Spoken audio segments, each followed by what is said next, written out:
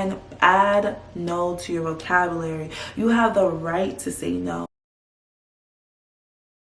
Welcome back to my corner of the YouTube world. My name is Margina Jose. I am a content creator here online.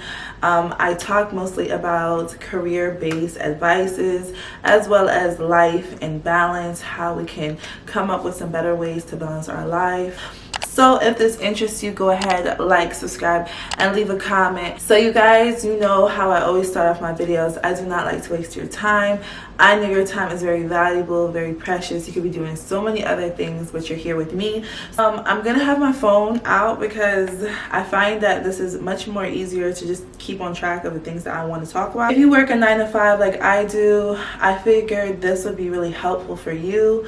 I'm currently a teacher here in Atlanta, so I figured why not come with a few things that you should stop doing what I stopped doing in the workplace to make our lives easier. So the first tip that I want to discuss is how to avoid getting into cliques. This happens a lot when you go into the workplace. People are in cliques and groups.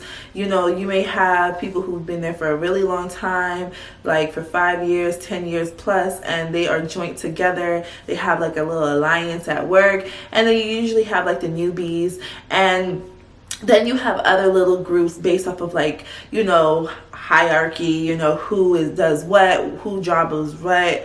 So it happens. I completely understand, but try to avoid not to be associated with just this is the group of people I hang out with. I find that it's just weird when I see adults do this because yes, it's in our nature to really adapt to our own little group and stuff like that. However, I think it's weird when you start to isolate, you start to kind of be just mean girls in a sense, or just like a messed up type of person. I don't really know how to describe it, but I think personally, I hate seeing cliques at work. I think it's just really tacky. I feel like, you know, we're adults. Like, why are we sitting here acting like we can't talk to other people, you know, let people in, be more welcomed? So this is my first thing. Avoid the cliques, you guys. Like, we're adults. At the end of the day, we are all here to get our paycheck, take care of our business, our personal lives. And I think it's just weird when we bring that into a workspace because at the end of the day, if something happened, everyone would have to be on their own, okay? Because at the end of the day, we're all responsible for our own jobs. And advice, my second tip is, this is a good one. Don't stress. Stop stressing. Guys, I'm gonna be honest with you. There are two different type of employees. The one that stresses about everything, this person right here, this person's always stressing. This person's always like, oh my God, I haven't gotten this done. Oh my God, I'm gonna stay late. I can't get things done. They're always just kind of running around in circles. They're always moving around. They're always just trying to do a lot at the job, okay? And then there's the other employee who barely does half the work, who barely is coming to work on time, who comes to work on time, who does a job, who keeps it as simple as possible, and guess what? They're not stressing.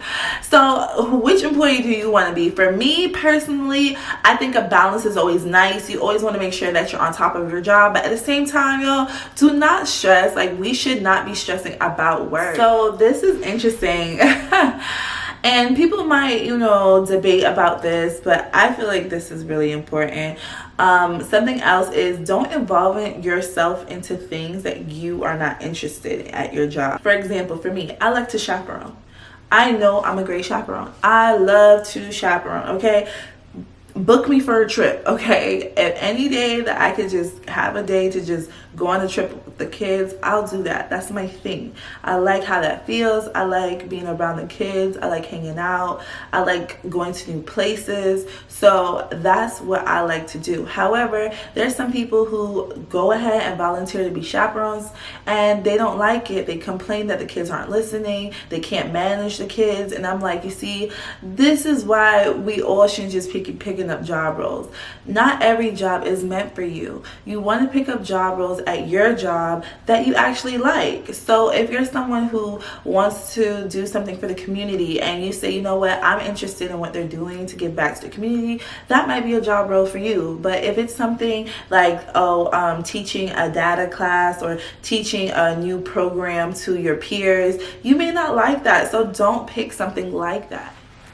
So the next advice that I have is managing communication, okay? This is a really, really big one. We need to learn how to manage our communication at work.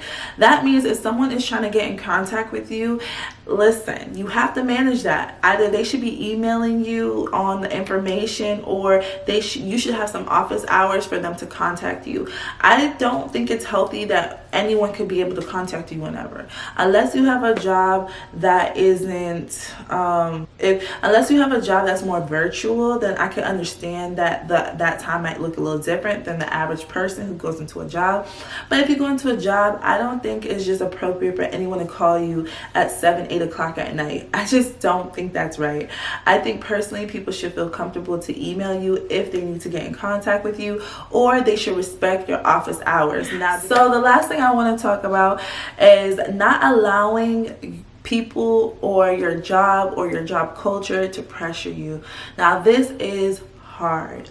I am not gonna act like this is something that I don't deal with. I deal with this right now. It's hard not to feel pressure, even if someone is not telling you what to do or telling you how to be. It's the culture, right? The culture in society and the things that we do in our everyday lives is the obligations, the pressure to be obligated to do more. We have to start to learn how to really say no. I know that this is a challenge because a lot of us have a lot of goals and a lot of us are really connected to our job. But in order to manage your life, your work life, and creating that balance, you have to add no to your vocabulary. Meaning, if your manager, your boss, whomever come up to you and they want you to take on extra hours, granted, you can take extra hours, but manage a cap. Say to yourself, you know what, I'm not going to stay later than 2 days out of the week. Now, if you're staying later every day after work, if you are signing up and doing a lot of extra tasks at your job that you might not be getting paid for, or getting paid for, whatever, and you notice that it's taken away from your household, you might want to reconsider doing those things because, again, we talk about this. You can easily get burned out. You can easily start to feel overwhelmed. You easily start to feel regretful. And those are the things that we're trying to avoid. We're trying to avoid feeling regretful. We're trying to feel more empowered in our workplaces, and we're honestly trying to balance. So again, I like to say this again, add no to your vocabulary. You have the right to say no. And if they get upset, then that's something that they're going to have to manage and deal with, because if you're always saying yes to everything and neglecting yourself, who is it affecting? So you guys, this is my 5 things that we have to stop doing in the workplace. If you like a video like this, make sure you like, subscribe, and leave a comment.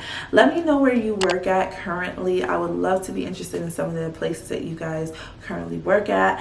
Again, like, subscribe, leave a comment. Let me know what you want me to talk about in my next video, and I'll see you guys next time. Peace.